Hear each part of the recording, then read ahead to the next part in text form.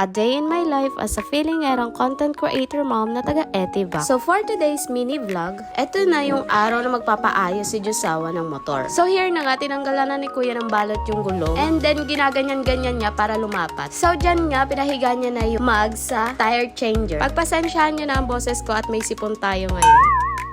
Ayan na nga, nilalapat na ni kuya yung display na 4 holes. So, ang ginamit pala dyan na tornilyo na nilalagay ni kuya is CNC concave disc bolt. So, habang nilalagay yan dyan ni kuya, si Josawa pala ang nagbibideo dyan. Buti at pumayag at nakasupport talaga siya sa akin. Wow! So, dito nga, may pinupuna si kuya dyan sa gulong. Ewan ko kung ano yan, kaya na lang mag-adjust. Charing!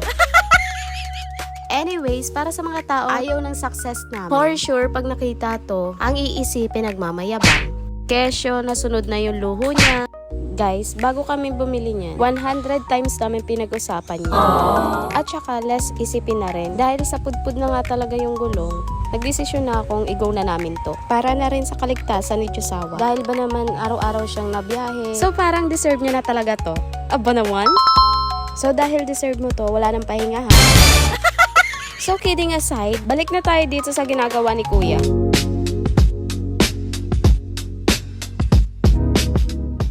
So, bago ko ipakita sa inyo yung kabuuan, guys, kung gusto nyo rin ng ganyan, pwede kayo mag-order sa aking TikTok account.